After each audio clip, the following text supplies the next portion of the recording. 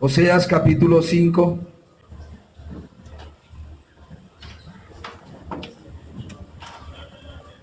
Mis hermanos, les recomiendo, es una recomendación.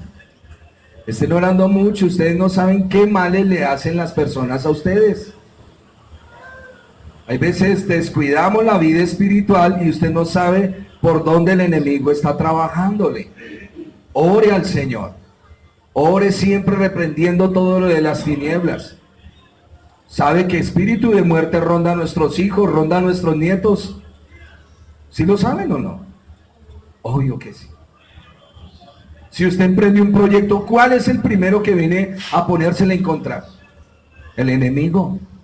Siempre pendientes en lo que estamos haciendo. No se confíe, no se confíe. Hermano, estamos predestinados, sí Señor, pero hay unas armas en la santificación que Dios nos ha entregado. Esa es la exhortación que les doy en esta mañana. Vamos a entrar a Oseas. Vamos a dividir hoy, para seguir nuestro estudio, quiero que alguien me cuente sobre la vida de Oseas y cuál era el objetivo para con el pueblo. ¿Qué pasó con Oseas?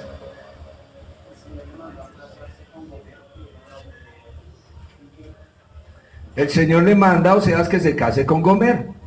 Cuando se casa con Gomer es una mujer infiel. Ya después de casados es infiel. Hay muchos predicadores y muchas versiones bíblicas que dicen que Gomer era una prostituta. Dios nunca envía a sus hijos a eso, al mal. Jamás, jamás, que quede claro. El Señor no se contamina ni contamina a sus hijos, pero sí le dice qué clase de mujer va a ser para que él el día de mañana no comience a pelear con el Señor, Señor, ¿por qué ella me hace esto? ¿Se lo dijo antes? De que se casara para cuando le suceda no hayan problemas. Eso en el caso de Oseas. ¿Qué más podemos ver de Oseas? Hubieron tres hijos, muy bien. ¿Cómo se llamaban esos hijos? Otra persona. Muy bien. Jerrel, Loami y lo Ruama. ¿Qué significa lo Ruama?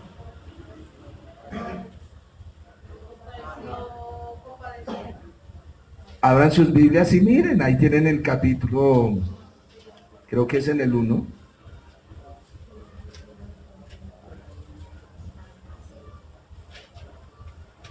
A ver, alguien que me lo diga. Correcto. Lo Ruama no compadecía. Y lo a mí no pueblo. Muy bien. ¿Qué más podemos ver de Oseas? Algo que se acuerde.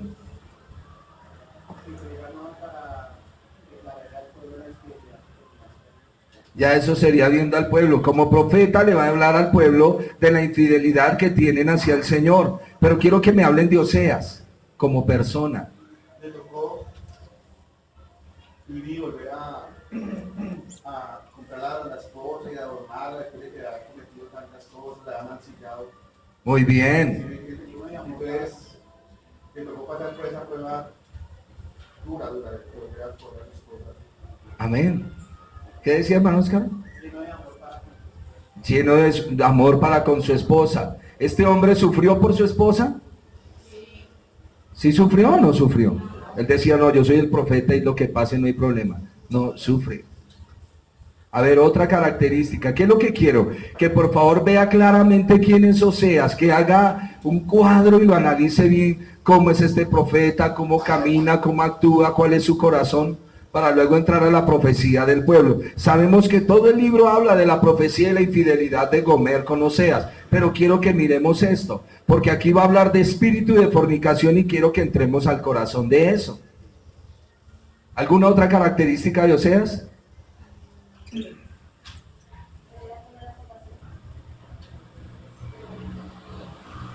Sí, señora. Sí, señora. ¿Pero ella lo reconocía? Entonces nos tocó necesariamente hablar de Gomer. ¿Quién es Gomer?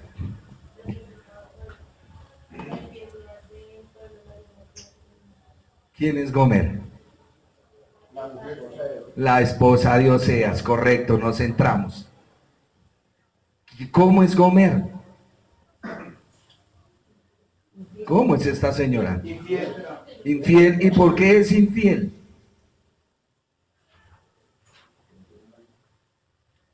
No tenía marido, pero según veo el texto, sí, hermano. Ah, sí, no tenía marido cuando era soltera, muy bien. Rápido, eso fue rápido. ¿Cómo más es Gomer? ¿Por qué viene la infidelidad? Eso ya compete al pueblo. ¿Qué estoy haciendo? Un trabajo para que usted identifique a la mujer, identifique el propósito, identifique a la persona o al profeta que está ahí en esa función. Usted el día de mañana me puede dar un estudio sobre Gomer y mostrarme si yo soy Gomer, si yo soy el pueblo o yo soy Oseas.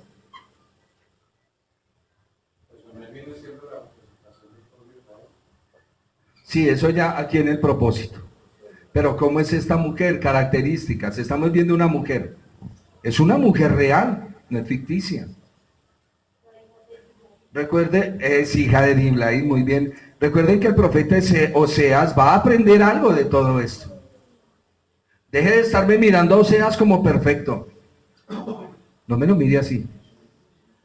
Oseas va a aprender algo que Dios le va a enseñar. Como Jonás tuvo que ir a aprender algo que el Señor le va a enseñar. Como todos los profetas.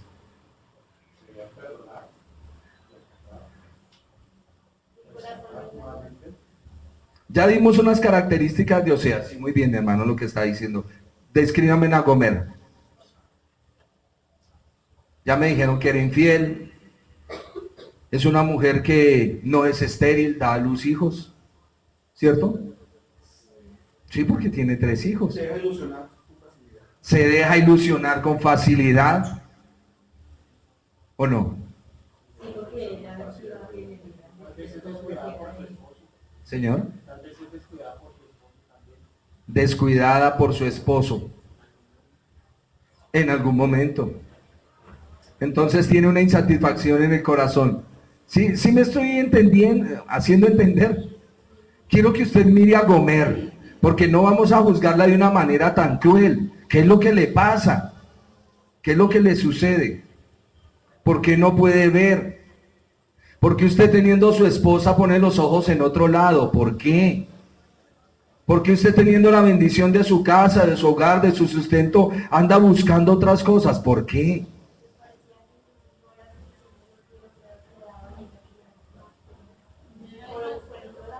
O sea que tiene una insatisfacción.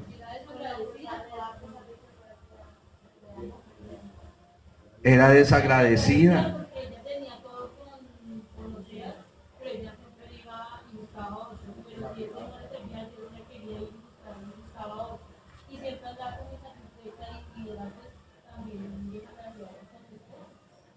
¿Cómo? A ver, no quiero ser como tan elocuente en las palabras. ¿Cómo explicamos la palabra desagradecida? Yo veo que Gomer era una mujer que se sentía sola, por eso buscaba muchos cariños en otras partes. Y como pues de pronto, como dice Oscar, es cierto, o sea, en algún momento fue descuidada, no de pronto él nunca le prestaba atención, sino en un segundo pudo él haber descuidado a Gomer y ella empezar a buscar este tipo de personas y empezar a buscar y buscar y buscar y en todos buscar algo diferente, pero nunca encontró nada. Entonces, de pronto era una mujer que se sentía sola o que se sentía incompleta, insatisfecha de sí misma, porque eso es a lo que llega a la mujer, a sentirse insatisfecha al estar picando por todos lados. Muy bien, me gusta lo que acaba de decir. Señor, ¿no? Insatisfecho. No, pues de que era desagradecida, ¿no? Porque Oseas la llenó de amores y de besitos y se fue con otros. Por eso les digo, explíquenme la palabra desagradecido. ¿Por qué les estoy haciendo esto? Porque es que necesito, a medida que vamos mirando el texto, que usted compare lo que me dice, si lo que me dice está correcto con el texto. O sea, ¿no le dio amor? O sea, ¿no la cuidó? Oseas por un momentico le dio la oportunidad para que ella cayera.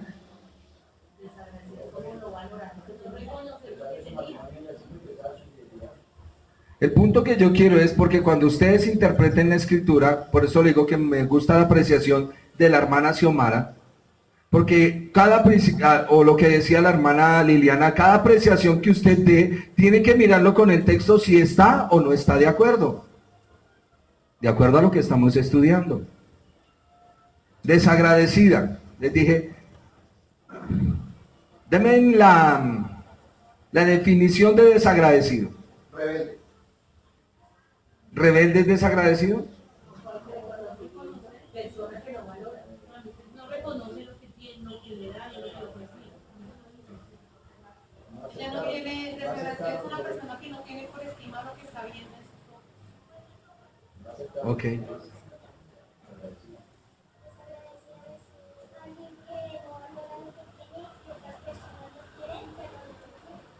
Muy bien, sí señora.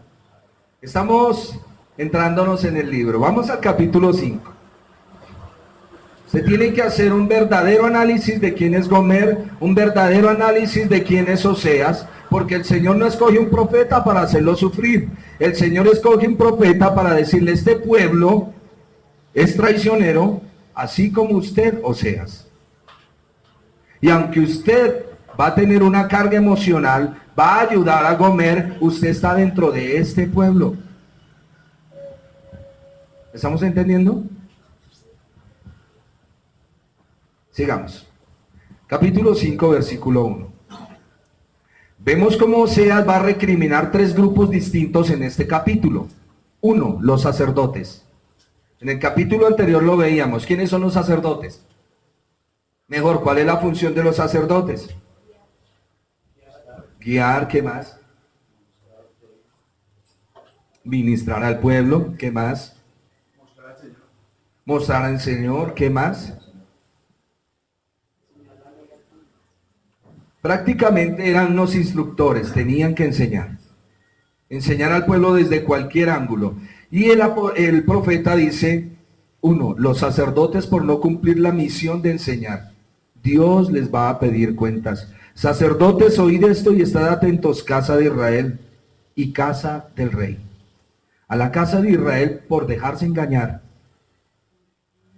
1, los sacerdotes por no cumplir lo que les mandan. Eso es para todos. Dice Romanos, tú que enseñas con vehemencia que no se debe adulterar, ¿adulteras? Y tú que enseñas que no se debe hurtar, ¿hurtas? Y tú que dices que no se debe hacer sacrilegio, ¿lo haces?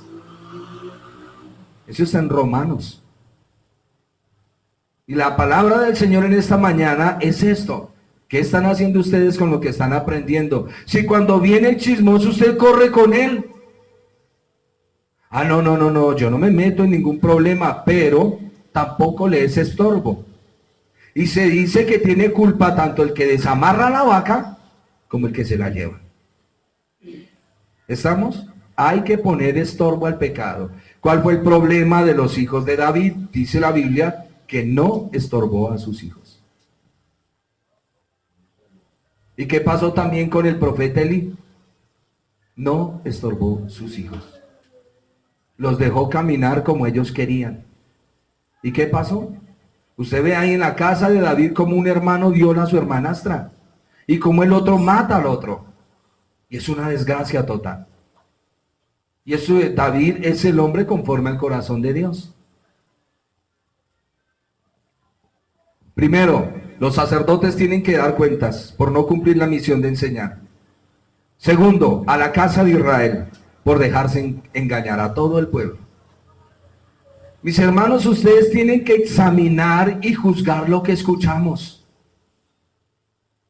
Yo trato y le pido al Señor y me esfuerzo por darle lo mejor, pero luego que les enseño, ¿qué tienen que hacer ustedes? Volver a releer, volver a estudiar si lo que les dije fue verdad o no fue verdad. La mayoría de personas no reestudian lo que escuchan y asumen todo como una verdad absoluta. Conocí un hermanito que llevaba 14 años en la iglesia. Y un día le dije, ¿usted es bautizado? Y me dijo, no. Pero él se maravillaba y se alegraba cuando escuchaba las predicaciones de que el bautismo no era necesario. Y él decía, no, yo he escuchado muchas enseñanzas de que el bautismo no es necesario. Y así somos nosotros. Queremos oír lo que queremos oír. No queremos oír lo que la Biblia dice. Yo quiero oír lo que quiero oír. ¿Estamos? Y los sacerdotes fueron juzgados por eso. Yo no, como esposa, no quiero oír que me tengo que someter a mi marido. ¿Tengo? ¿Tengo es? Sí, usted ya la tiene ahí en la boca. La falta de sujeción. Hermano, dele ejemplo a su esposa como el Señor Jesucristo. No, es que ella se tiene que sujetar porque el mandamiento lo dice. Hay que cuadrar lo que la Biblia enseña. No quieras escuchar lo que quieres escuchar. Escucha lo que la Biblia dice.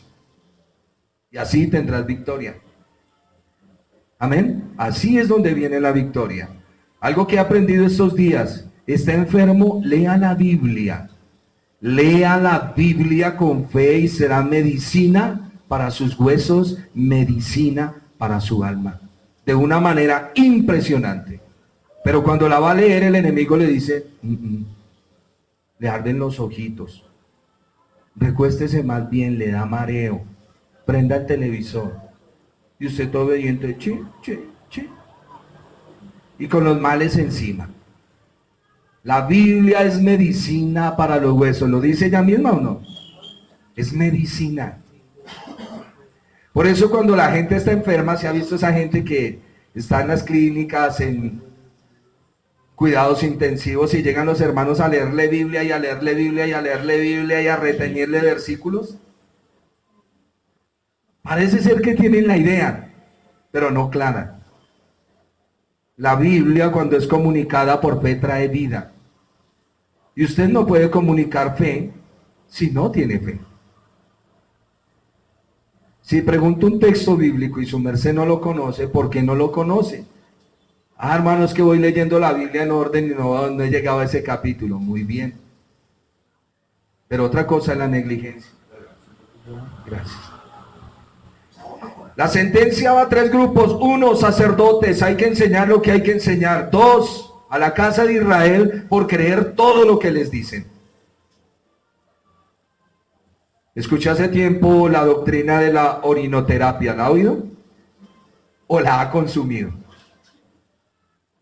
Y salió de esa enseñanza que se tomara sus propios orines. Que eso era una medicina. Y no falta el testimonio. Ay, sí, amén, gloria a Dios, yo tomé y me sané. El día de mañana dirán que eche menstruación en un jugo y usted se lo toma, porque todo lo cree. Eso lo he escuchado, lo he escuchado. Y que trae ciertas apartes de medicina. Igual que los orines, después dirán, hermano, no quiero ser como tan rayar en la grosería, pero si usted no lee con detenimiento la escritura, si usted no le pone cuidado a la palabra, usted terminará creyendo todo lo que le dice. Todo. No voy a ser tan sórdido. Vamos a seguir acá. Miren lo que dice el versículo número 1. Porque para vosotros es el juicio, pues habéis sido lazo en Mizpa y red tendida en Tabor. Les he dicho, cada vez que vean algo así, no se confundan. Busquen un buen estudiante de la Biblia tiene una Biblia, un diccionario y una concordancia. Una Biblia, un diccionario y una concordancia. Vaya y mire qué es Mizpa y qué es Tabor. En la clase pasada les hablaba como cuando el Señor dice, ¿recuerdan a Armero? Inmediatamente nos acordamos qué pasó en Armero, ¿cierto?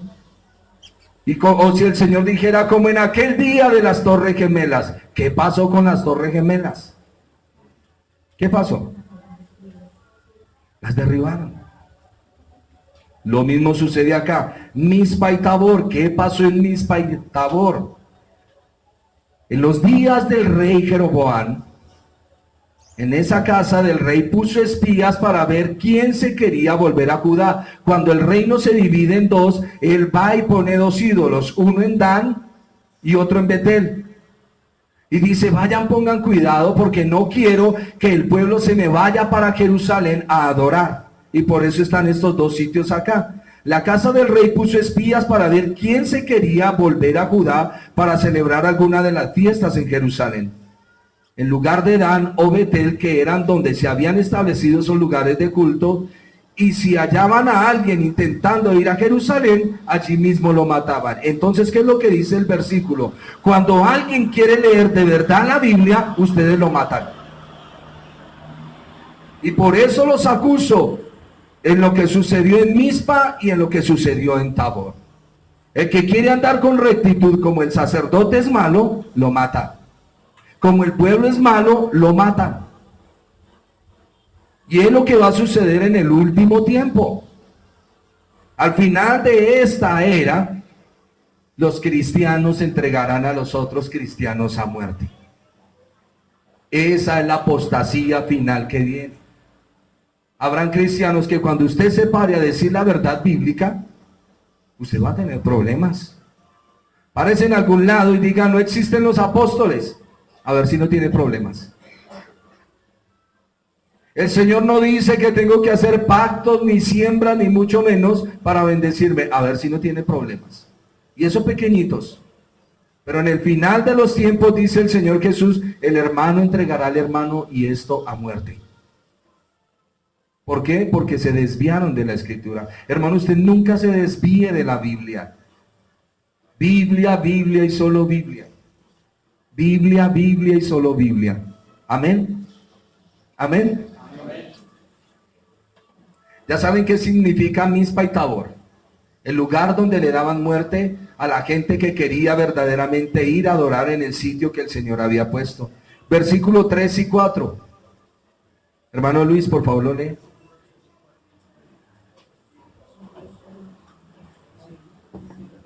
Yo conozco a Efraín e Israel no me es desconocido, porque ahora, oh Efraín, te has constituido y se ha contaminado Israel. No piensan en convertirse a su Dios, porque espíritu de fornicación está en medio de ellos y no conocen Dios. En este versículo, gracias mi hermano, se separa Efraín, que son las 10 tribus de Israel, hablando de todo el equipo completo que son los 12. Porque el origen del mal o el mal se originó en todas las 12 tribus. Se inicia primero, el pueblo entra en pecado y el Señor dice, voy a entregar las 10 tribus porque ellos fueron los primeritos que comenzaron con idolatría. Y luego voy a entregar a las otras 2 tribus. Las 2 tribus que son las del sur, que son las de Judá y Benjamín. Y las otras 10 tribus que son las del norte, que son Efraín. ¿Lo han aprendido? ¿Sí o no?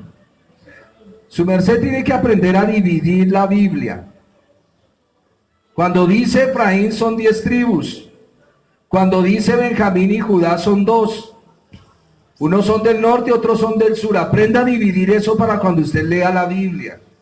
Porque si no se va a confundir y va a creer que todo es para todos. Y dice, Efraín ha contagiado a su hermano de maldad. No piensan en convertirse. Miren lo que dice el versículo. Versículo 4. No piensan en convertirse a su Dios. ¿Por qué? A ver, ¿qué trae el espíritu de fornicación? Hablando en términos humanos. ¿Qué es lo que trae la fornicación? Señor. En términos humanos, no lo miremos en el término simbólico. Una contaminación. Una contaminación. ¿Por qué dice división?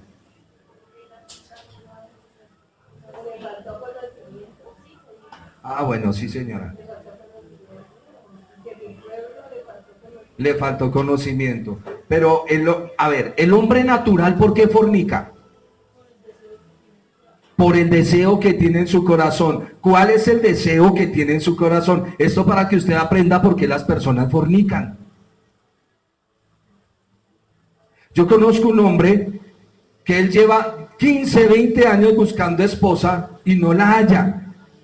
Porque toda chica que consigue, fornica con ella. Entonces, ¿por qué el fornicario no puede tener estabilidad en un hogar?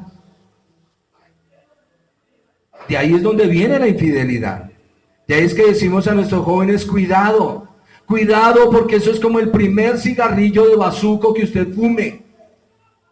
Eso lo va a llevar a la calle y a coger un costal. Ojo. Por eso es que se lucha tanto con esto. Y por eso dice la escritura, mire lo que dice el texto. No piensan en convertirse. ¿Qué le pasó a su mente? ¿Por qué no piensan en convertirse escuchando la voz? Porque espíritu de fornicación está en medio de ellos y no conocen a Jehová. No voy a entrar a la parte del pueblo, estoy tocando la parte humana. La fornicación es un, ¿cómo decía hermana Liliana? Es un deseo que se tiene en el corazón. ¿Está auspiciado por qué? Las pasiones. Pero hay un centro, ¿cuál es? Esto para que conozcan el corazón del hombre. Sí, ¿y por qué sigue? Porque nubla la mente no quiere pensar, sino que quiere seguir en los deseos de su corazón. ¿Por qué? Está motivado por dos pecados. Uno que es la esencia de todos los pecados es el orgullo. Y el orgullo es el que trae la codicia. Esos son los dos pecados manifestados en el corazón del hombre. El hombre todo lo hace por orgullo. No. Y él piensa que entre más mujeres se acueste con ella, mucho mejor para él, más hombre es. Como el adúltero comete su pecado fuera de la casa y piensa que nunca se le va a manifestar. Y como tenemos un Dios que todo lo ve, suena como a los hijos del rey, pero es muy cierto, llegará el momento en que le cobren. No juegues, no juegues. El Señor dice, ¿tomará el hombre fuego en su seno sin que sus vestidos ardan? Se quemará, se quemará. Todo hombre fornicario está motivado por la codicia y los deseos de su corazón. Cuando una persona va a caer en el pecado, la voz del Señor viene, pero él tapa su mente. Eso es lo que dice la Escritura. Vuelvo y se lo leo. No piensan en convertirse. No piensan. Se vuelven como bestias. No piensan en convertirse a su Dios porque espíritu de fornicación está en medio de ellos. Y no conocen a Jehová. Y esto es cuando todo es lícito. Todo es lícito, no hay problema. ¿Por qué si el Señor te dice, suéltate de esa relación y tú no lo haces? ¿Por qué? Que te sueltes. ¿Qué tiene en el corazón? ¿Pero qué más tiene? Concibió la fornicación, la ama. La adora más que la voz de Dios y no lo voy a soltar hasta que no me sacie. ¿Y qué dice el Señor? Los castigaré. Los castigaré. Versículos 5 y 6. La soberbia de Israel le desmentirá en su cara. Cómo me encanta cuando el Señor habla. Me gusta porque veo cómo Él en mi tonta hipocresía me ha avergonzado. Y a muchos de los que somos objetos de su amor. La soberbia de Israel le desmentirá en su cara. Israel y Efraín tropezarán en su pecado y Judá tropezará también con ellos. Cuando usted comienza a concebir un pecado en su vida, a ver, un pecado grave, se lo voy a decir, no escuchar la ley de Dios. Ese es el pecado más grave que usted puede hacer. No, hay muchos más, pero este es gravísimo.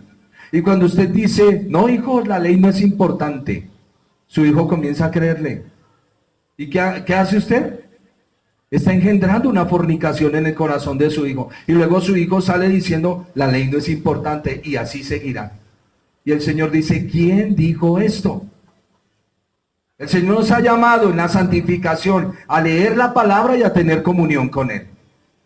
Usted lee la escritura, algo que llaman devocional, que se ha pervertido tanto. Un versículo de la Biblia, meditarás en este libro de la ley de día y de noche, para que tu pie no tropiece, para que en tu diario vivir no cometas errores. Eso es lo que se conoce como devocional. Ojo con lo que decimos si no está sustentado en la escritura. Versículo 5, la soberbia de Israel le desmentirá en su cara. ¿Qué opinan o qué piensan ustedes que es, qué quiere decir este versículo? Alguien que me ayude.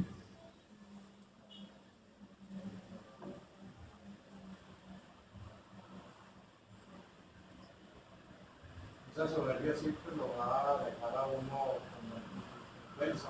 Muy bien, hermano Luis. Muy bien, certero en el punto. He conocido parejas, se separan, no, están a punto de separarse. Y viene la voz del Señor y les dice, no lo hagan, no lo hagan.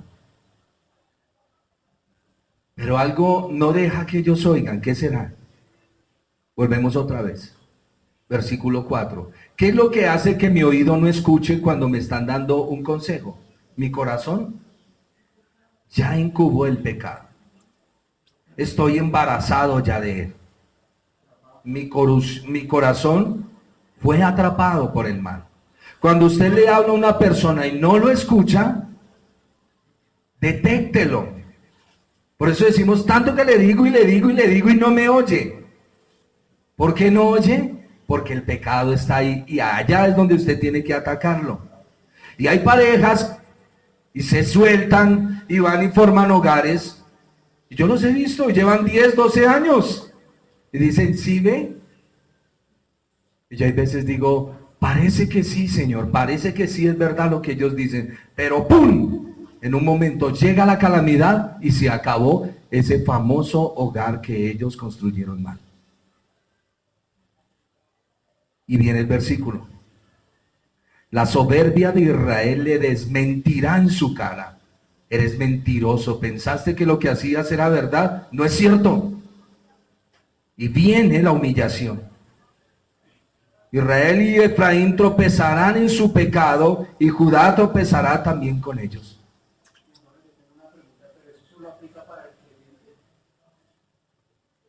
La ley del Señor es general. La ley del Señor es general. Y aunque vemos impíos que hacen cosas y parece ser que les va bien, dice la Escritura que hay unos que les es cobrado acá, pero otros descienden y les es cobrado allá. Al creyente es el que le ponen tropiezo para que se enderece. Al creyente. Y el creyente sufre. Y yo tanto que quería, y era mi sueño, y era mi hogar, y era mi vida. Y el Señor, no es. Pero tan linda, tan lindo, no. Es la obstinación de nuestro corazón. El creyente es el que más sufre. ¿No se ha dado cuenta que usted sufre harto? Sí, usted sufre bastante. Usted es el que más sufre, pero usted es el victorioso. Si aquí hay creyentes que no sufren, hermano, algo raro pasa en usted. No conozco la excepción de la regla. Si el Hijo puro y santo sufrió, que es el Señor Jesús, ¿cuánto más usted?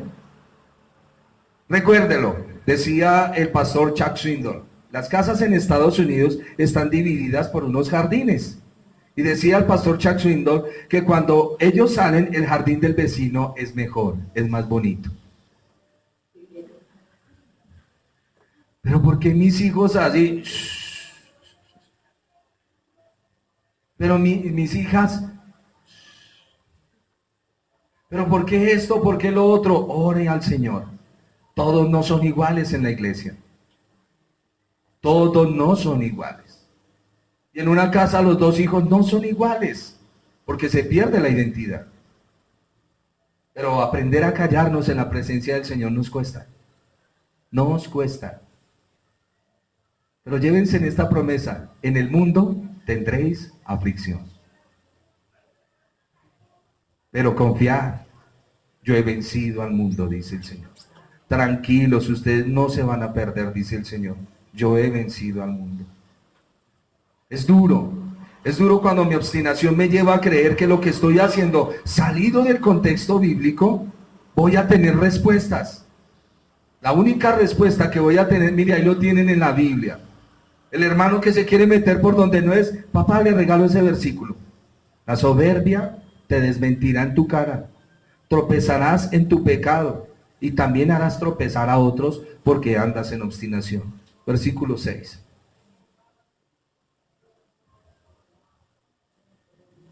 Con sus ovejas y con sus vacas andarán buscando a Jehová y no le hallarán, se apartó de ellos.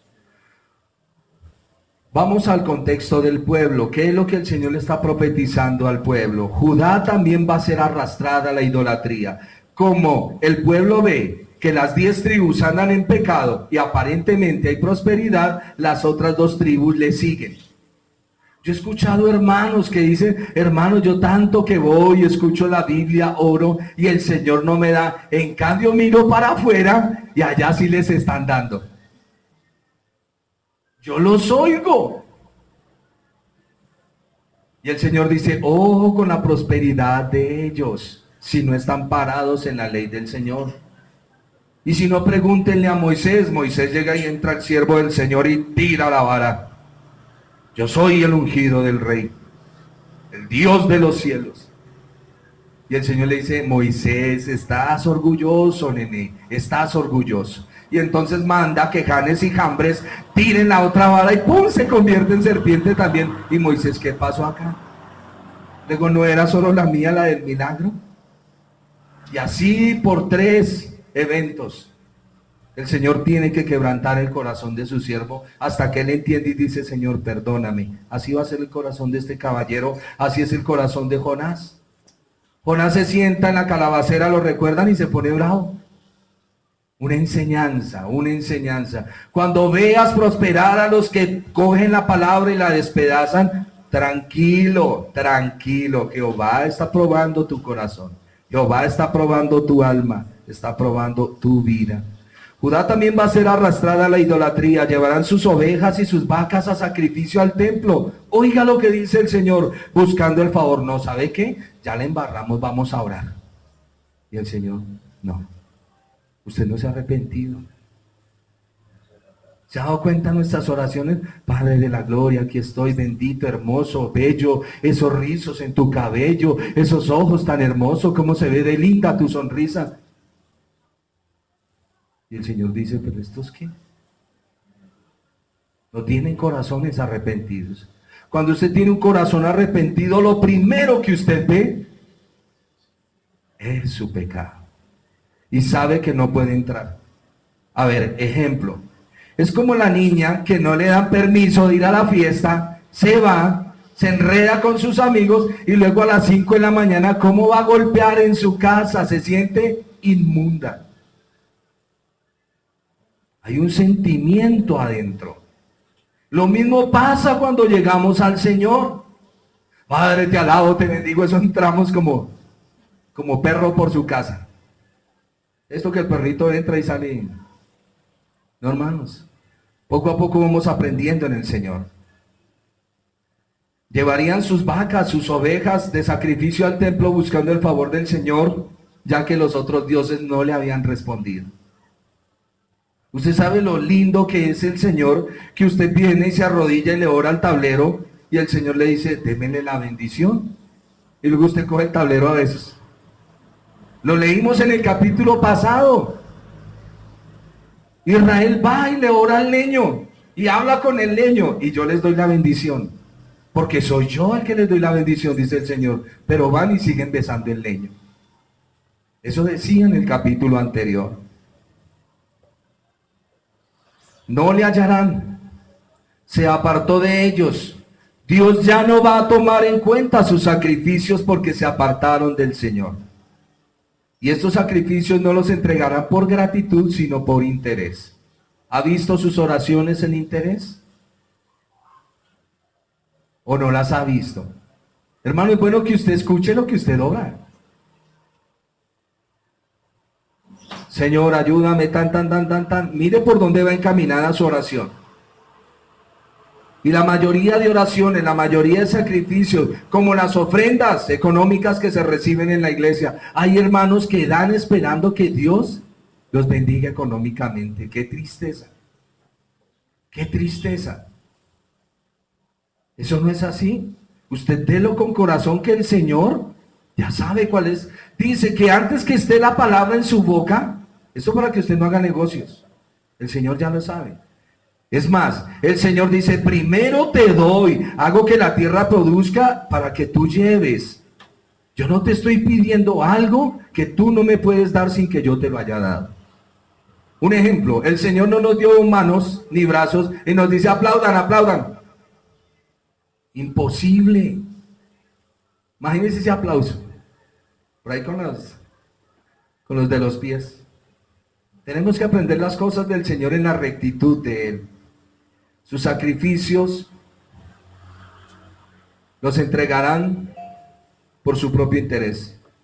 Y recuerde lo que la Biblia dice, que el Señor busca corazones humillados y arrepentidos. Son los que le agradan. ¿Se ha oído la ilustración tan mordaz que hay del hombre que coge a su niño porque su niño le coge unas monedas, se las gasta y el papá coge y le da con una tabla de tal manera en las manos al niño que se le gangrena una mano al niño y el niño pierde la mano? Ojo, no les estoy moviendo emociones, solo quiero que se acuerden de esta ilustración. Y el niño pierde su mano y va y le dice, papito, cuando me salga la otra mano yo no lo vuelvo a hacer. Y el arrepentimiento, el dolor en el corazón de este hombre por haber amputado la mano de su hijo, es lo que el Señor quiere. Mira, hermano, nosotros nos vestimos de 1000 caras, pero solo el Señor sabe lo que hay en su corazón. Acérquese al Señor con corazón contrito y humillado. No se acerque con altivez. Salmo 51, 17. Alguien que sea rápido en Biblia. No, Lili lo busca. Ustedes quédense en Osea, solo para que lo escuchen. Salmo 51, 17.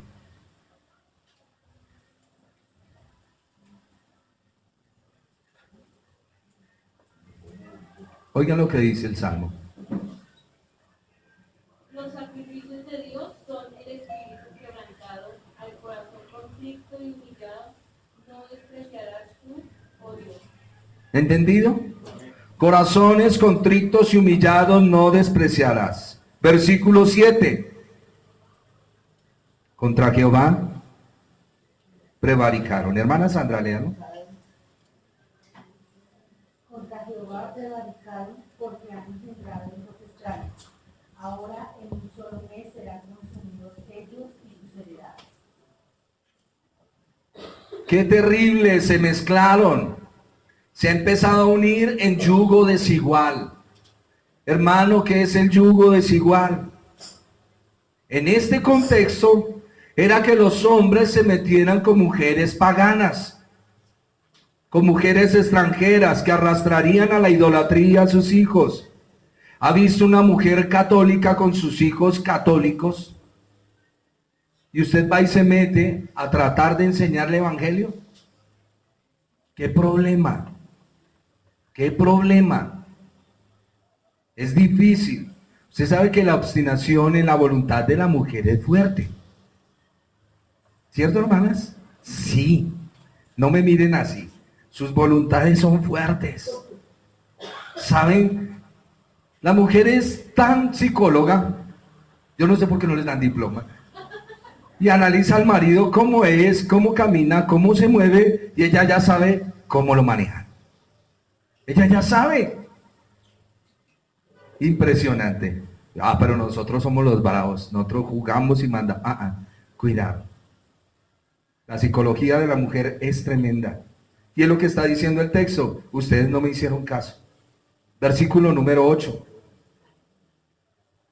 Tocad bocina en Gaaba, trompeta en Ramá, sonad alarma en Bet-Aven. Tiembla, oh Benjamín. Volvemos otra vez. Gaba. ¿Qué sucedió en Gaba? Eso para que usted tenga una reseña. Usted tiene que aprender a leer Biblia y a interpretar la Biblia, porque ella se interpreta solita. En Gaba es el lugar donde surgió Saúl. Ramá, de donde vino el profeta Samuel. Betamén, donde se encuentra en la frontera con Benjamín.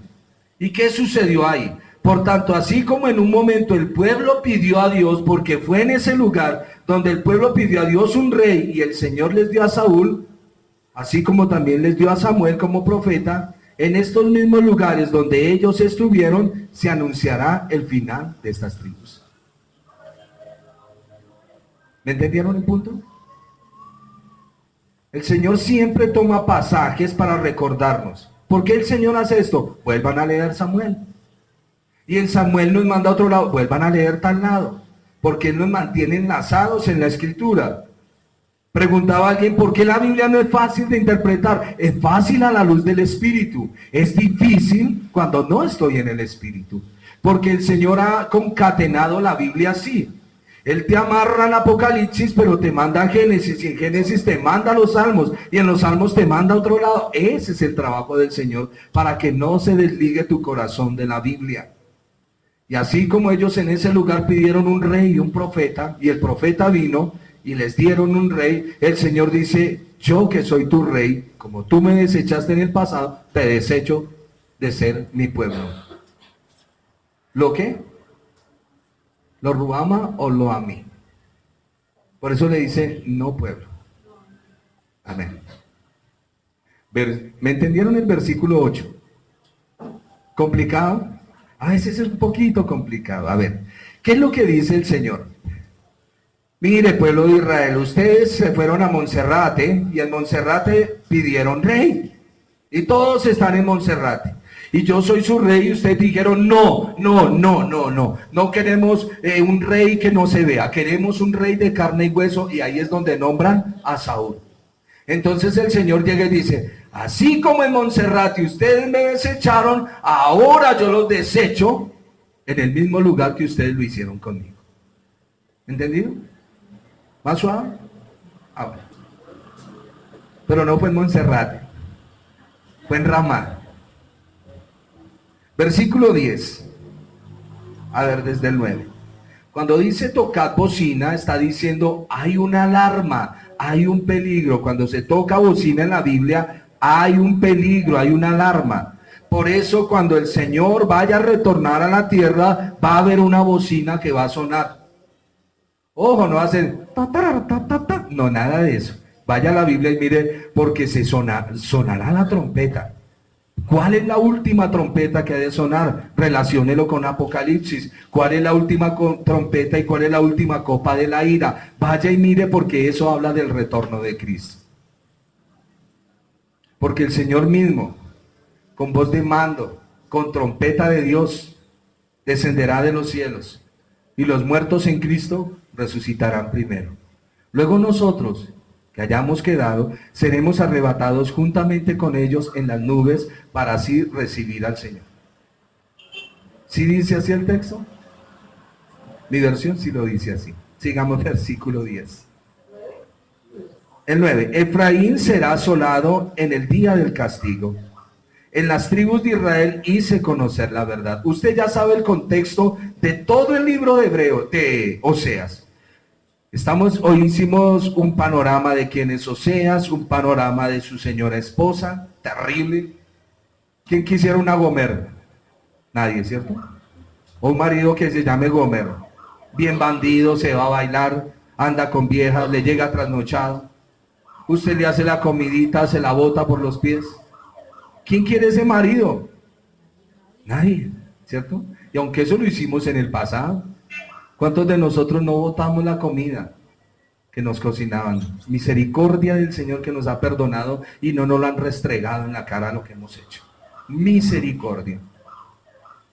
Ahora sí puede decir, misericordioso y clemente es Jehová, tardo para la ira y grande en misericordia, porque debieron de haberme hecho comer todo eso que boté al piso, pero Él dijo, no lo van a hacer así, pero sí te lo voy a hacer sentir. o cuando con estas manos golpeamos nuestras esposas. Los dolores que ella sufrió en su cara, hoy los sentimos en el alma, porque vino arrepentimiento de parte del Señor. Y Dios nos guarde de volver a tocarlas. ¿Estamos entendiendo? Es la palabra del Señor, eso es arrepentimiento. Eso es dolor de haber hecho lo que hicimos. Versículo 10. Los príncipes de Judá, óigame, los que gobiernan, fueron como los que traspasan los linderos. Derramaré sobre ellos como agua mi ira. A ver, ¿se ha dado cuenta cuando la gente lotea y ponen las estacas y los más vivos corren un poquito la estaca y comienzan a hacer crecer su lote? Deuteronomio, capítulo 27, versículo 17. Ustedes en Oseas, escuchen lo que dice Deuteronomio. O bueno, todos a Deuteronomio para que vean el mandamiento. Capítulo 27, versículo 17. Los linderos, en aquellos tiempos los terrenos se dividían con pequeñas alambradas o estacas, lo que se llama lotear. Y Dios dijo que sería maldito cualquiera que redujera estos límites, como sucedía en aquellos tiempos cuando la gente por la noche movía manualmente las estacas para ganar terreno. ¿Qué dice?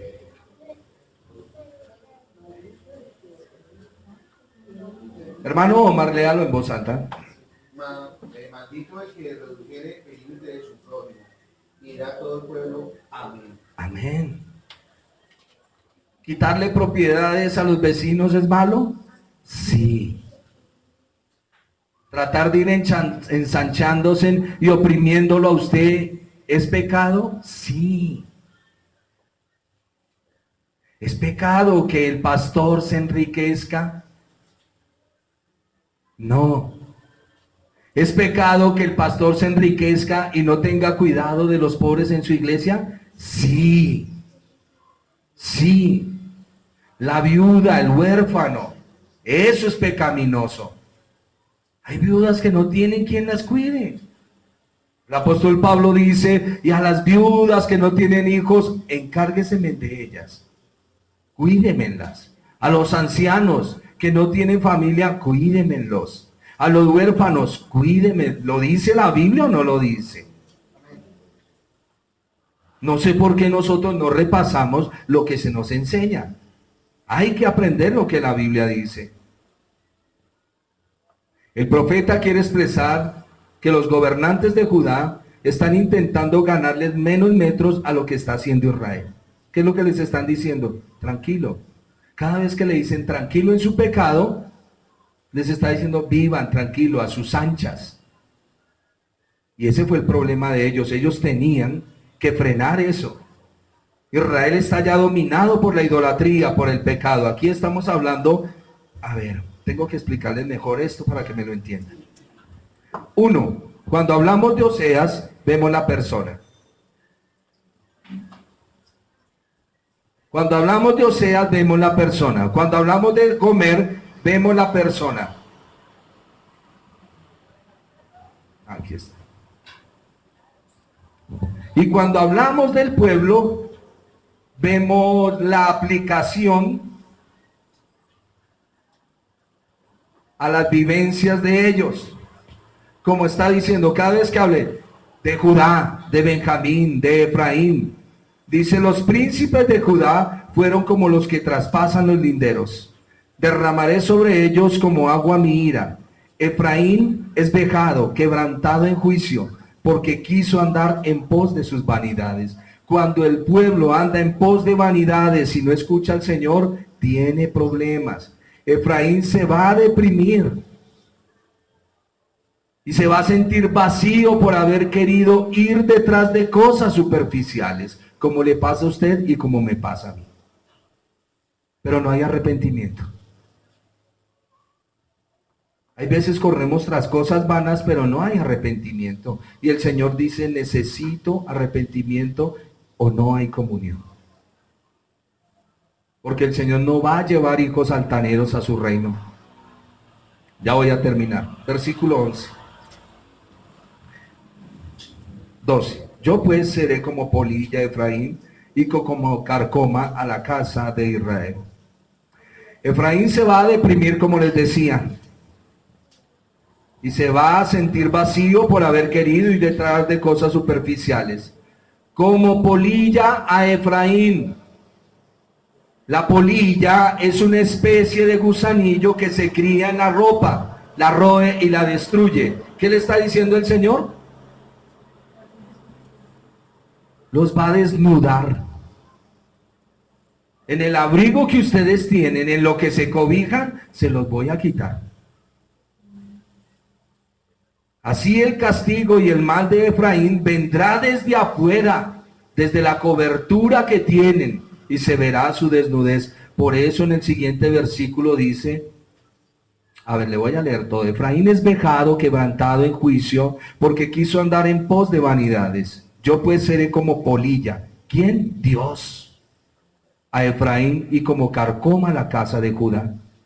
Y verá Efraín su enfermedad y Judá su llaga. Ven el mal. ¿Y qué van a hacer? Irá entonces Efraín a Siria, otra vez a buscar respaldo en el mundo. Y enviará al rey Jareb, mas él no os podrá sanar ni os podrá curar la llaga. ¿Por qué? Porque el que hizo la llaga es el que la sana. Lo dice en el libro de Job. Recuérdenlo, la polilla Dios los va a despojar, los va a dejar en desnudez. Por eso hay gente que usted ve que progresa, pero luego queda en nada, en ceros. Y como carcoma a la casa de Judá. Para Efraín, que son las tribus del norte, va a ser polilla. Y para las tribus del sur va a ser carcoma. La carcoma es como, ¿cómo se llama el animalito de la madera? ¿El gorgojo? Por ahí, por ese lado. La carcoma se come las construcciones humanas. Por tanto, el problema de Judá, sus obras, por fuertes que parezcan, van a ser quebrantadas. Por eso el Señor pone el ejemplo. Y ese, el comején, come de adentro hacia afuera, destruye la construcción. Mientras que la polilla es de afuera hacia adentro. Son los trabajos que el Señor hace en la mente y en el corazón del hombre. Versículo 13, el Señor hará juicio y después de que haga el juicio, se apartará de ellos. Ojo con esto, hermanos, ojo con esto. Señor, no quiero entrar en juicio contigo. No quiero entrar en problemas contigo. Les he dicho que no hay cosa más desesperante que estar en la sala de espera de Dios. Usted va a una consulta, golpea las puertas del cielo. Es una ilustración. El Señor le dice, perdón, los que abren allá las puertas del cielo, que los católicos dicen que es San Pedro, porque a él le dieron las llaves, le dicen, siga, lo sientan en la sala y le dicen, espera un momento hasta que el Señor te llame. Y estar en la sala de espera de Dios es terrible. Mientras que ahorita usted llama y el Señor le responde. Llama y le responde. No entre en juicio con el Señor. Y dice el versículo 13 que se apartará de ellos. Y verá Efraín su enfermedad y Judá su llaga. Y muchas veces vemos nuestro pecado, pero acudimos al que nos limpia. No. ¿Por qué? Porque su corazón se ha engrosado. La gente no se arrepiente de su pecado porque su corazón está engrosado. Y termino con el versículo 15. A ver, leamos el 13. Verá Efraín su enfermedad y Judá su llaga. Irá entonces Efraín a Siria y enviará al rey Jareb. Mas él no podrá sanar ni os curará la llaga, porque yo seré como león a Efraín y como cachorro de león a la casa de Judá. Yo arrebataré y me iré, tomaré y no habrá quien liberte. Ojo, hermanos, de entrar en problemas con Dios. Siempre les he dicho, usted puede tener su debilidad, pero no descuide su comunión. Padre, perdóname. Padre, perdóname. No hay cosa más molesta para un padre que un hijo que comete mal en la casa y sobre el hecho se levanta con arrogancia y altivez y no es capaz de decir me equivoqué. Dígame si no. Eso, si para nosotros como humanos es ofensivo, ¿cuánto más para el Señor? Pero es que usted cada ratico perdóneme y perdóneme y perdóneme y sigue en la misma. Pero a la vez hay una satisfacción de que nos digan perdone. Y no la altivez y la arrogancia en el corazón. En el versículo 15 este nos lleva al lamento del Señor Jesús sobre Jerusalén, el cual dice que no le verán más hasta que reconozcan su pecado y le busquen de nuevo. Mateo capítulo 23, versículo 37.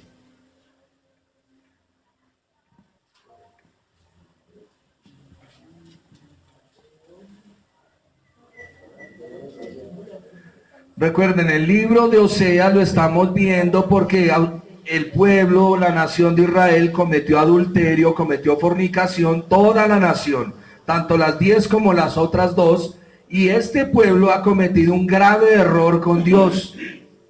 Para resumirle mi enseñanza en esta mañana, este pueblo que cometió ese problema, Dios le da carta de divorcio y se separa de ellos. Por eso después usted va a ver que el apóstol Pablo en Romanos capítulo 10 va a remitirse a lo escrito por el profeta Oseas. Porque viene la terminación de lo que el Señor comenzó aquí con este pueblo. ¿Qué dice Mateo capítulo? Dice así: Jerusalén, Jerusalén, que mata a los profetas y apedrea a los que te son enviados. ¿Cuántas veces quise juntar a tus hijos como la gallina junto a sus polluelos debajo de las alas y no quisiste? Es lo que les estoy diciendo. Cuando el Señor dice no más, es no más. Y el Señor le dice: Jerusalén se acabó, me voy. ¿Cuántas veces quise juntarlos como la gallina junta sus polluelos y no quisiste? Vuestra casa os es dejada desierta hasta el día en que digáis: bendito el que viene en el nombre del Señor. Pero no habla de que Jesús viene en las nubes, habla de ustedes que vienen predicando el evangelio. Aquel día, cuando digáis: bendito el que viene en el nombre del Señor. Cuán hermosos son los pies de los que anuncian las buenas nuevas. Son los contextos de la Escritura. Encontramos también en Hechos 3 que el Señor Jesús proclama que fue rechazado y se marchó hasta el tiempo de la restauración de las cosas. Hechos capítulo 3. Me quedan 2 renglones y termino. Hechos 3, 18.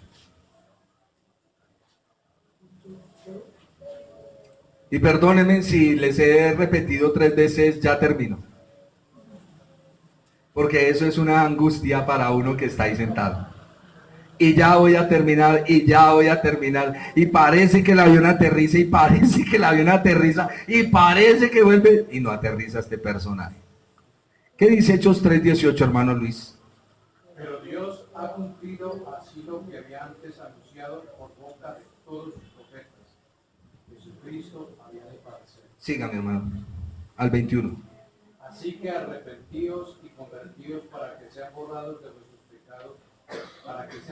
vuestros pecados, para que vengan de la presencia del Señor tiempos de refrigerio, y Él envía a Jesucristo que os fue antes anunciado, a quien de cierto es necesario que el cielo lo reciba hasta los tiempos de la restauración de todas las cosas, de que habló Dios por boca de sus santos profetas que han sido desde tiempo antiguo. Amén. Cuando usted le predica la palabra del Señor a una persona, ¿qué es lo que está sucediendo? Usted está llevando al Señor Jesús a esa casa y el Señor se está quedando ahí. Eso es lo que usted hace cuando usted predica. Al hablar de la restauración de todas las cosas, se está refiriendo a la restauración de todo el pueblo de Dios, la casa de Israel y la casa del sur. Como nosotros hasta ahora venimos en un entrenamiento bíblico, para usted lo que le estoy hablando le suena un poco pesado. Lo que más le puede llegar es lo que le hablo de vivencia personal y diaria. Pero yo necesito que usted entienda la Biblia, porque si entiende la Biblia, entenderá lo que su papá habla, lo que su Señor le ha dicho. Por la llaga de Cristo hemos sido curados. Por la llaga de Cristo declaró sanidad. Por la llaga... Un momento, ¿qué es lo que quiere decir eso? Sangre de Cristo, cúbreme, sangre de Cristo, cúbreme. Un momento, ¿qué es lo que dice la Biblia de esto? ¿Cuál es el objetivo de la Escritura? La Biblia es como un libro de medicina, en el cual hay toda una receta. Si usted me coge un pedacito de esta receta, con este otro pedacito de esta receta, usted me puede crear un veneno. Y aunque la palabra es vida, usted puede crear un mal para usted. Por eso tenemos que mirar todo en su contexto. Termino con esto. El pueblo de Israel cometió un grave pecado delante de Dios. Cayó en fornicación y en adulterio. El Señor les dice, por boca del profeta Oseas, hay divorcio y ya no quiero nada más con ustedes. Y así quedó. Aunque vamos a ver la restauración de Oseas y lo que el Señor va a hacer, solo en la época del Señor Jesucristo es donde se vuelve a restaurar esto.